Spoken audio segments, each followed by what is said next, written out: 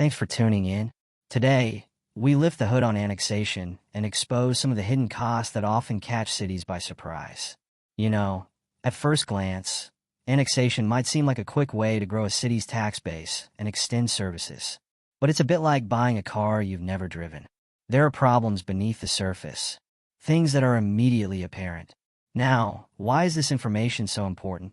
Well, cost studies often overestimate revenues and underestimate costs. When that happens, cities can find themselves in hot water with the community and unable to fund necessary infrastructure or public services. This can lead to all sorts of crises: increased taxes, cuts to essential services, financial crises, and incurred debt. Visualize a hidden cost meter ticking up every step of the way.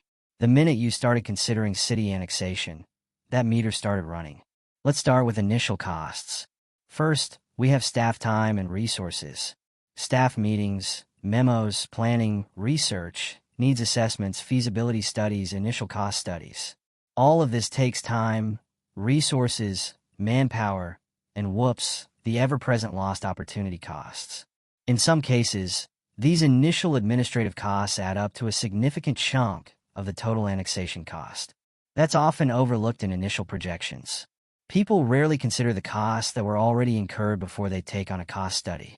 But we must include those too, so we don't underestimate expenses. Admin costs have been estimated at 10% of total costs of annexation. Next, we have infrastructure. This is where many cities get blindsided by hidden costs. You can never assume that existing infrastructure is good enough. First, we have roads and transportation. The Brookings Institution reported in 2020 that road and transportation upgrades for annexed areas often cost 10 to 15% more than originally estimated. Why? Well, often it's because of the aging infrastructure in those areas. Then there's utilities. In 2018, the city of Charlotte faced $90 million in unanticipated costs to extend utility services like water, sewer, and electricity into newly annexed areas. Imagine that hitting your budget. Never forget public safety. A 2018 study by the Government Finance Officers Association found that cities extending public safety services to annexed areas faced an average 12% increase in operational costs. That's due to hiring new personnel and purchasing new equipment. Moving on to facility expansion. New residents often bring increased demand for public facilities. Take schools, for instance. A 2019 study by the American Planning Association found that the costs of expanding school facilities to accommodate newly annexed students have exceeded $50 million in some districts across the U.S., particularly in fast-growing suburban areas. If there are existing residents, their existing children are already in schools. But new developments bring new children, and new schools, parks, community centers, and libraries will be needed. Costs should include short-term and long-term expenditures. In Dallas, annexation led to a $20 million expansion in park and recreation facilities in 2020 as newly annexed residents demanded equal access to green spaces. Now, routine maintenance isn't glamorous, but it's expensive and it is ongoing. The National Association of Regional Councils reported in 2019 that long-term maintenance costs for annexed roads and infrastructure increase ongoing city maintenance budgets by an average of 8 to 10%. That's not trivial. Let's talk about economic impacts. Many municipalities focus on potential revenue increases from annexation. But are those projections realistic? And will they cover everything? Oh no, they won't. A 2020 nationwide report found that cities that annexed new areas often overestimate property tax revenue by 15 to 20% in the first 5 years post-annexation. And at the same time, they're underestimating service costs. Look at local past studies. Here's a stark example.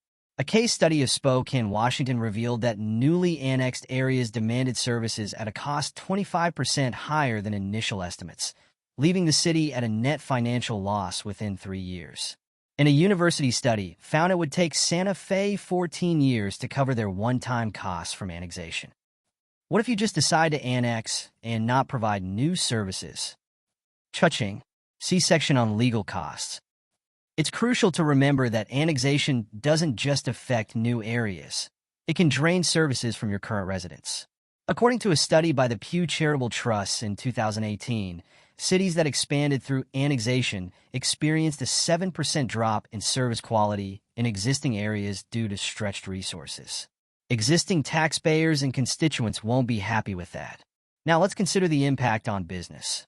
A University of Wisconsin found that 60% of businesses in annexed areas saw profit margins shrink due to new city regulations and tax burdens. And even if you don't see storefronts in an annexed area, rest assured there are many businesses there, feeling the pinch. Brookings found that cities often offer economic incentives to bring new businesses to annexed areas, but less than 40% of those stayed long-term. Annexation is a long-term financial commitment, a serious commitment like a house, a dog, or a marriage. We need to be able to visualize the debt, so we'll create a debt meter, kind of like our cost meter. According to the U.S. Conference of Mayors, cities that borrowed to fund annexation projects saw their debt service payments increase by an average of 12% within the first 10 years. Charles Marin likened annexation and city growth to a Ponzi scheme, relying on new taxes from annexed areas to fund failing infrastructure in older neighborhoods. This unsustainable model creates a cycle of debt and dependency on continuous growth and uncontrolled urban sprawl. New residents typically see their taxes go up by an average of 15%, but existing city residents feel the pinch, too. It may be new bonds that have to be paid off over time or shifting money around so that things like city parks, libraries, schools, and even public safety see more and more budget cuts in the future after annexation. And all that new infrastructure will age and fail at the same time, creating crises after crises in 20 or 30 years, unless it is planned for and budgeted at the time of annexation. Let's just take a quick needs assessment poll to see how you feel about your taxes going up by 15% tomorrow, and more than that when everything needs to be replaced. No. Okay. Moving on. The legal and regulatory costs can be big and often extend well beyond the initial phase of annexation. First, we have legal fees and litigation. The National League of Cities reported in 2019 that legal fees for annexation disputes can range from $100,000 to over $1 million, and 60 to 70% of cases result in lawsuits. We have Nashville's $3 million on the legal battles dragged on for years. Then there's regulatory compliance. A report by the Texas Municipal League in 2019 showed that zoning updates for newly annexed areas can take over 2 years to complete, costing up to $500,000 per project in legal and administrative fees. Let me share a few real-world examples with you. One in 1998, we had the City of Austin versus Bastrop County case. Austin annexed portions of Bastrop County, but delayed providing promised services. Residents sued, and the court sided with them, ordering the city to provide the necessary infrastructure and pay damages. 2.